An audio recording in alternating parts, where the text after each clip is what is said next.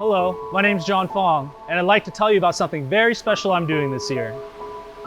For my birthday this year, I've partnered with Charity Water. Charity Water is an organization whose mission is to bring clean drinking water to every person in the world. Did you know this was an issue? Neither did I till I watched this video. Keep watching after to see how you can help. My name is Scott Harrison. Just listen. This is my wife, my son, and my one on the way. I lead an organization called Charity Water, and our mission is to bring clean water to everyone on the planet. I live in New York City now, but I didn't always. I grew up in suburbia, and this was my house. My dad was a businessman, and my mom was a writer. They loved each other, and they loved me. We were a happy family, until we weren't. When I was 4 years old, my mom collapsed on the bedroom floor. We'd just moved into a new house, and our house had a carbon monoxide gas leak, but none of us knew it until then. She didn't die that day, but her immune system did. She became allergic to everything. Perfume, the ink from books, radio waves. She wore strange masks all the time and was often connected to oxygen. The toxic gas destroyed her immune system and, in a way, my childhood too. After the poisoning, our roles reversed, and I began to take care of her. As the only child, I had to be a good one. I learned to cook, do laundry, and take care of the house. I was a good Christian kid who played piano in church and wanted to be a doctor when I grew up to help sick people like her. Until I turned 18.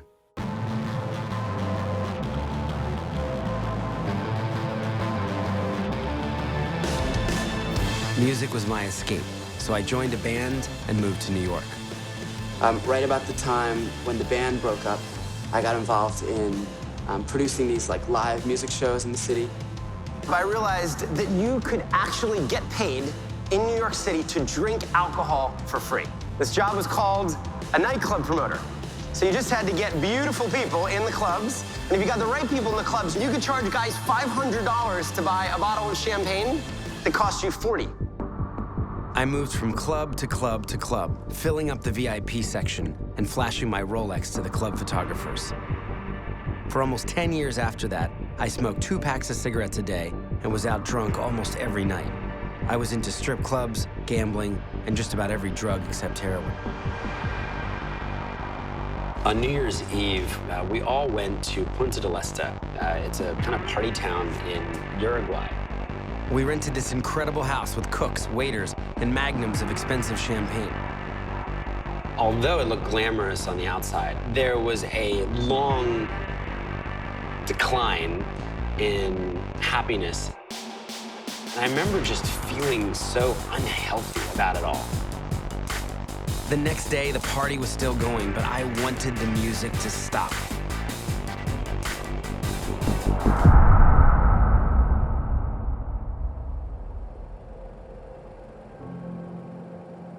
I realized I was spiritually bankrupt, I was emotionally bankrupt, I was certainly morally bankrupt.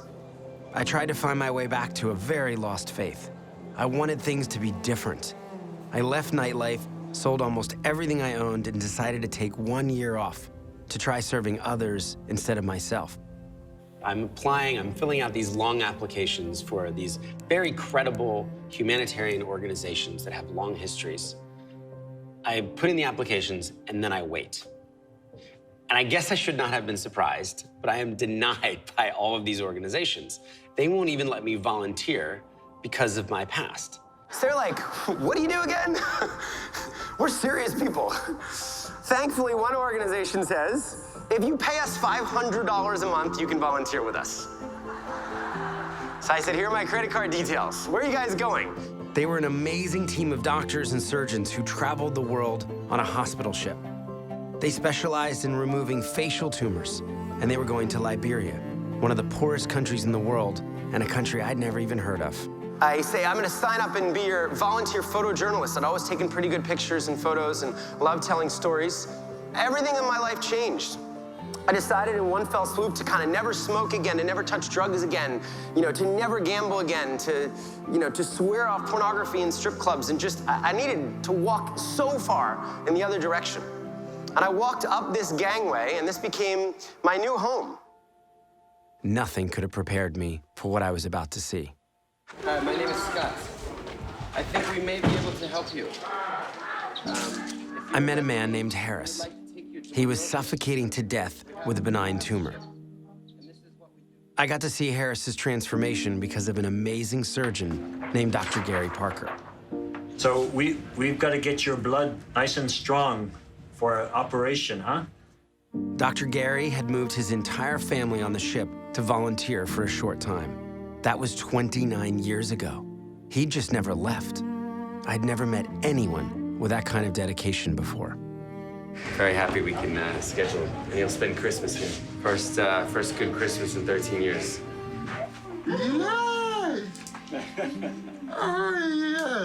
A couple weeks later, I got to take Harris back home to his village with an entirely new face, ready to start a new life. The uniform that's put on people when you have these terrible deformities is you're rubbish, you're worthless, you're spiritually cursed, and when you can change the uniform, it's huge. And the person starts to imagine that they might not be rubbish after all. No one in our world is rubbish. There was one day when more than 5,000 sick people came to see our doctors. Some of them had walked for more than a month. But there were too many of them, and we just didn't have enough doctors. I remember holding my camera, crying. We had to turn thousands away.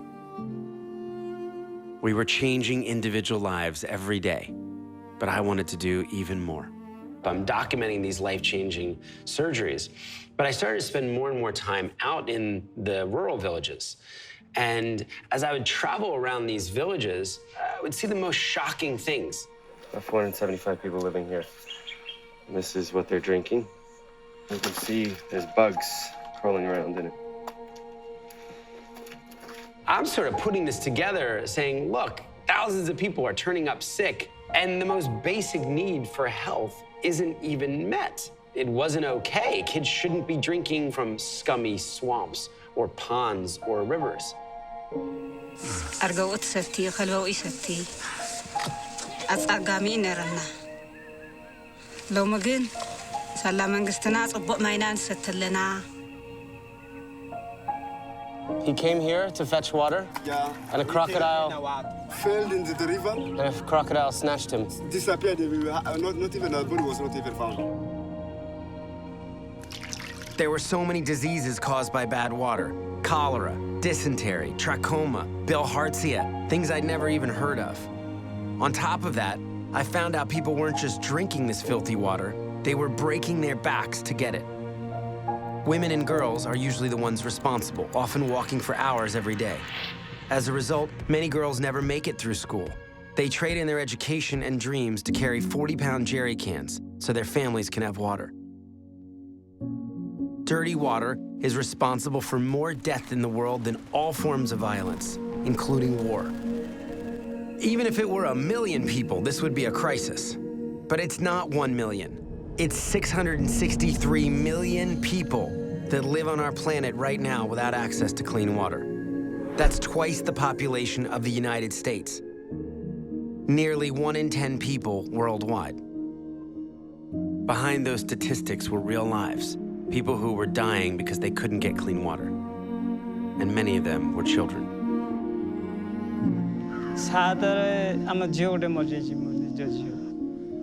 ପାଞ୍ଚଟାରୁ ଆରମ୍ଭ ହେଲା 7ଟା ଭିତରେ ଝିଅ ମରିଗଲା ହେଲେ କ'ଣ ପାଇଁ ହେଲା ସମସ୍ତେ କହିଲେ ଯେ ପାଣି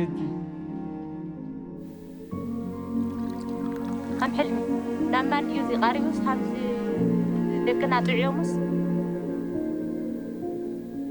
ናብ ትምህርቲ ክኸዱ ካብ ሕክምና ንፈላለ I began to become really interested in the water issue and who was doing something about this. How come more people weren't talking about water? I came back to New York City, ready to go. So I started with a party. It's the only thing I knew how to do. I was a nightclub promoter. So I got someone to donate a club. I threw my 31st birthday party. I got 700 people to come out. I lured them with open bar.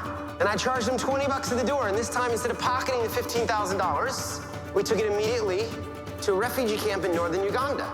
We built 3 wells, we fixed 3 wells, and then we sent the photos and the GPS and the story back to those 700 people. This was a big deal. People could not believe that a charity would bother to report to them on a $20 gift, and that something actually happened with the money that they could see, that they could connect with. 700 people proved that we could make a difference, even $20 at a time. This was the beginning of Charity Water.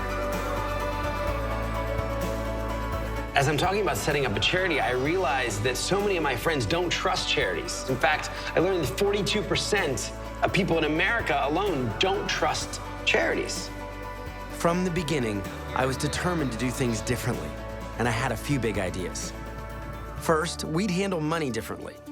From day one, Charity Water made a bold promise that 100% of all donations would go directly to clean water. I opened up a separate bank account for overhead, and we never touched the water money to pay for things like staff salaries, office rent, or travel expenses. We started looking for generous people with the resources to cover those overhead costs. Second, we proved each water project we funded. We put photos and GPS coordinates on Google Maps and even attached GPS trackers to drilling rigs so people could follow them. Later, we created and installed thousands of remote water sensors so we'd know that the project continued to work over time and even how much clean water was flowing. Third, we believe for the work to be sustainable, it had to be led by locals. Water and sanitation program creates an enabling environment so that all aspects of development can take off. In the beginning, usually a handful of people were in the office every single day. And it was funny back then because we were trying to look so professional and put together when if you just walked in the office and saw how we did what we did, we had no idea what we were doing. And we were just making everything up as we went. We built outdoor exhibitions, staged water walks, and designed ads that made people think differently about water. We got space on buses and taxis donated, spreading the word to everyone we could. We took over the windows of luxury retailers and created a TV commercial that ran for free to more than 20 million people. People started to take notice, and thousands began to donate. People all around the world started donating their birthdays to raise money for clean water. A 7-year-old named Max went door to door asking for $7 donations, and he raised $22,000. Maggie Moran gave up her 16th birthday. Nona Ween gave up her 89th. Gave up my 28th birthday for Charity Water. My 25th birthday. 39th birthday. 25th, 36th, 38th. 44th. And this movement of birthdays begins to spring up, and people said, look, I don't need any more stuff. That's exactly what Rachel Beckwith said. She heard me speak a few months before her 9th birthday and told her mom that instead of presents or a party, she wanted to raise $300 to help kids get clean water to drink instead. She was disappointed when she didn't reach her goal, but she raised $220, and her mom assured her it was good enough. She could try again next year. She never got that chance.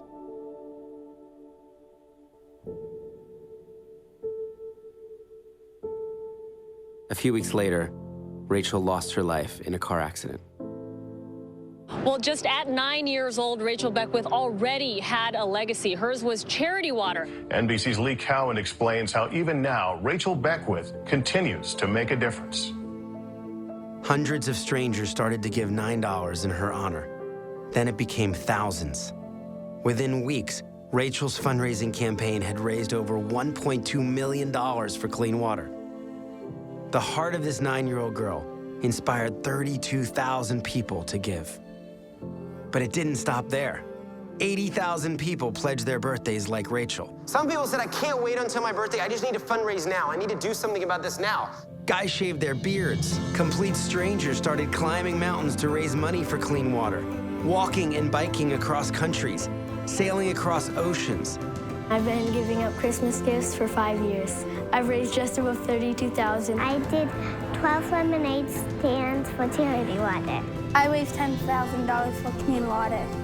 Rachel reminded us that Charity Water wasn't just our story. and she's now been joined by over 1 million people, helping us fund over 20,000 water projects that will bring clean water to 6.3 million people. And I got to see just how much impact one life really can have when I took Rachel's family to Africa. We greatly love Rachel and continue to love her family, and I'm overwhelmed with how greatly you have honored her memory. Please receive my most deepest and heartfelt thanks. You've done us a great honor today, so thank you. Yeah. Rachel developed such a big heart from such a young age that she understood and felt the pain of others on the other side of the world. It's the most beautiful gift a person can give.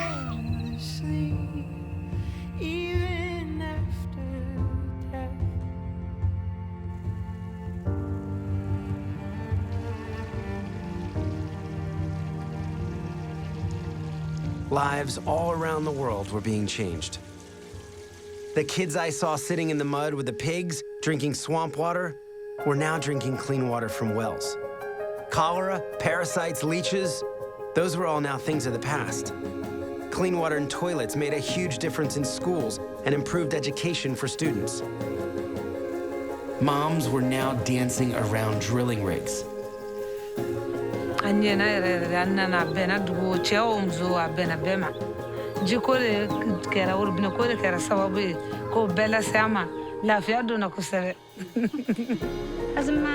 ማይ ቀርብና ሰዓት ገዛና ነፈስር ለና ሰዓት ገዛና ልምጽ ለና ሰዓት ደቅና حጽር ለና ሰዓት خدانم ጽሬተም ልም ለና ማይ ቀርብና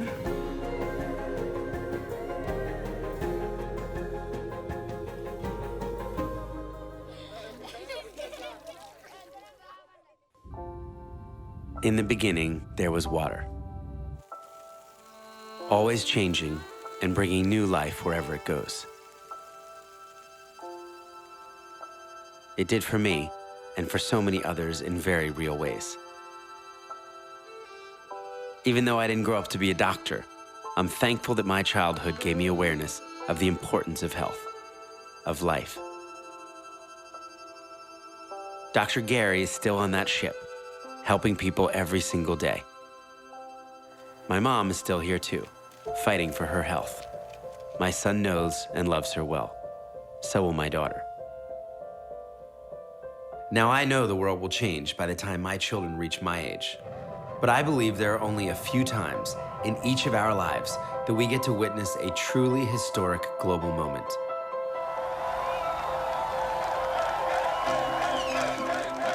And giving clean water to the entire planet will be one of those moments.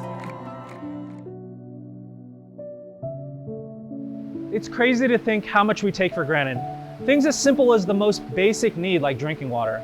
But there are ways you can help.